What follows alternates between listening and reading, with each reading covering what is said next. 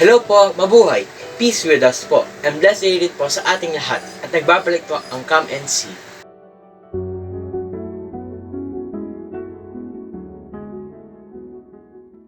Isang powerful prayer nga po, sabihin po natin, Jesus, I trust in you. Okay po, ngayon po ay nasa 17th Sunday na ordinary time na po tayo. In our gospel for today, Jesus asked Philip, where can we buy enough food for them to eat? Philip answered, 200 days' wages worth of food would not be enough for each of them to have a little. One of his disciples, Andrew, the brother of Simon Peter, said to him, there's a boy here who has 5 barley loaves and 2 fish. But what good are these for so many? Then Jesus took the loaves, gave thanks, and distributed them to those who were reclining. Jesus said, gather the fragments left over so that nothing will be wasted. So they collected them and filled 12 wicker baskets. My dear brothers and sisters, like the child na nag-abot ng 5 tinapay at 2 isda para lang mapakain nila ang mga tao, sana tayo din po. Magbigay din po tayo ng tulong o ng pag-asa sa iba. Konti man ang makakaya, at least your help. Kahit konti ang ibinigay mo, mas malaki ang pasasalamat sa iyo dahil ikaw ay naging pag-asa nila at ang pagmamahal sa atin ng Diyos. Pakinggan po natin ang readings and gospel for this day po. A reading from the second book of Kings. A man came from Baal Salisha, bringing the man of God 20 barley loaves made from the first fruits, and fresh grain in the ear. Give it to the people to eat, Elisha said. But his servant objected. How can I set this before 100 men? Give it to the people to eat, Elisha insisted. For thus says the Lord, they shall eat, and there shall be some left over. And when they had eaten, there was some left over, as the Lord had said. The word of the Lord.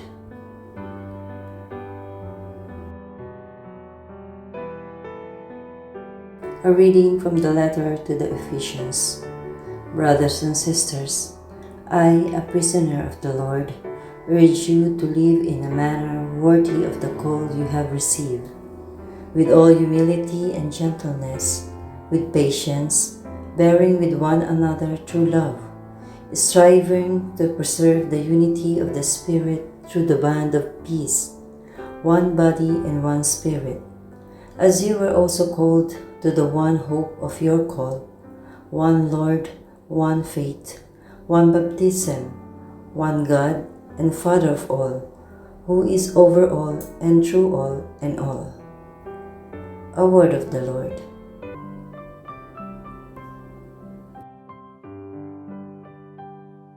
A proclamation of the Holy Gospel according to St. John. Jesus went across the Sea of Galilee. A large crowd followed him, because they saw the signs he was performing on the sick. Jesus went up to the mountain, and there he sat down with his disciples. The Jewish feast of Passover was near. When Jesus raised his eyes and saw that a large crowd was coming to him, he said to Philip, where can we buy enough food for them to eat? He said this to test him, because he himself knew what he was going to do. Philip answered him, 200 days' wages worth of food would not be enough for each of them to have a little bit. One of his disciples, Andrew, the brother of Simon Peter, said to him, there is a boy here who has 5 barley loaves and 2 fish, but what good are these for so many? Jesus said, have the people recline. Now there was a great deal of grass in that place, so that men reclined, about 5,000 in number. Then Jesus took the loaves, gave thanks, and distributed them to those who were reclining, and also as much of the fish as they wanted. When they had their fill, he said to his disciples, "Gather the fragments left over, so that nothing will be wasted." So they collected them and filled 12 wicker baskets with fragments from the 5 barley loaves that had been more than they could eat. When the people saw the sign he had done, they said, "This is truly the prophet, the one who is to come into the world." Since Jesus knew that they were going to come and carry him off to make him king, he withdrew again to the mountain alone. The Gospel of the Lord. Our Gospel for today is taken from St. John, and let us reflect on giving hope through the mercy and generosity of God. In our Gospel po, nang makita po ni Jesus ang napakaraming tao na sumusunod sa kanila, nais niya po na mapakain sila. Pero para po kay Philip ay hindi kakasya ito kahit pa makabili ng tinapay na nagkakahalaga ng 200 denaryo. Pero dahil po sa isang bata na may dalang 5 tinapay at 2 isda, at dahil sa awa, kagandahang loob at pagmamahal sa ating ng Diyos, nakakain ang lahat at nabusog at meron pang natira. Ganon din po ang nangyari sa unang pagbasa. Nang ipahain ni Eliseo sa mga katulong ang 2 bagong aning trigo at 20 tinapay, nayari sa unang ani ng lalaking taga Baal sa Lisa. Nagduda din po ang mga katulong kung magkakasya ito. Pero sinabi ni Eliseo, "Ihain niyo iyan sa mga tao, sapagkat sinabi ng Panginoon, mabubusog sila at may matitira pa." At inihain nga nila, kumain silang lahat at nabusog at marami pang natira. Tulad nga sinabi ng Panginoon. Meron pong mga batang altar server, isa sa mga gawain nila tuwing Sabado ay mag-abot ng tulong sa mga nangangailangan. Minsang may nilapitan silang isang maliit na tagpi-tagping mga karton na nakalagay sa kariton para masilungan sa tabing kalsada. May narinig po silang umiiyak sa loob, kaya sinubukan nilang katukin ito para kausapin. Pero parang hindi naririnig. Sinubukan nila ulit katukin, pero hindi pa rin lumalabas. Kaya nag-iwan na lang sila ng isang pirasong papel para mabasa at saka sila umalis.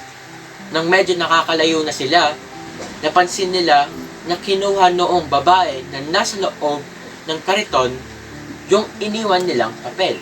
Nung araw ng linggo, araw ng pagsisimba, nilapitan sila noong babae.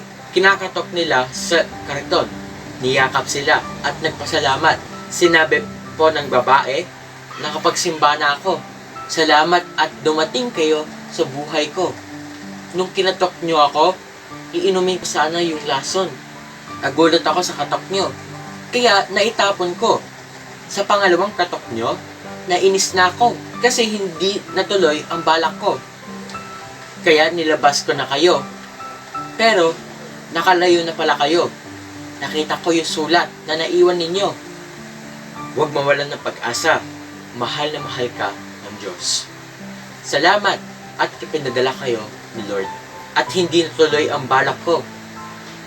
Tunay nga na may pag-asa sa tulong ng awa at kabutihang loob ng Panginoon. Ang paglapit o pagpunta ng mga bata sa babae ay siyang naging instrumento ng ating Panginoon upang ipahatid sa Kanya na walang imposible sa Diyos. Sa pamagitan ng awa, kagandahang loob at pagmamahal sa atin ng Diyos, ay magkakaroon tayo ng pag-asa sa buhay. Kung meron man na nagpapahirap sa isip at kalooban natin, huwag po tayo mawalan ng pag-asa. Sumunod po tayo kay Jesus.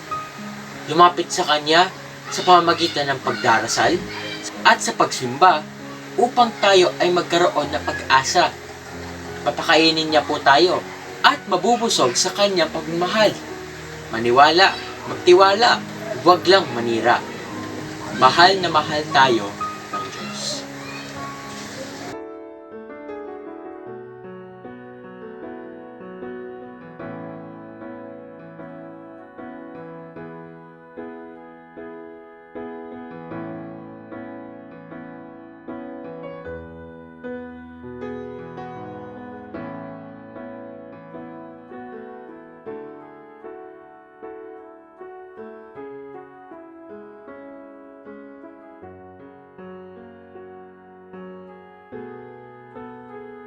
O Diyos, tulungan mo po kaming mapalapit sa iyo upang sa pamamagitan ng inyong awa at kagandahang loob ay mabusog kami ng pag-asa at pagmamahal na galing sa iyo.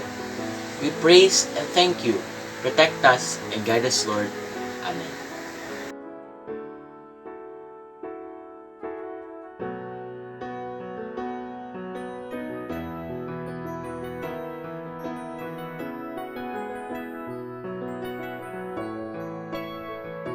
Thank you for watching, my dear brothers and sisters. Maraming salamat po at God bless po sa amin.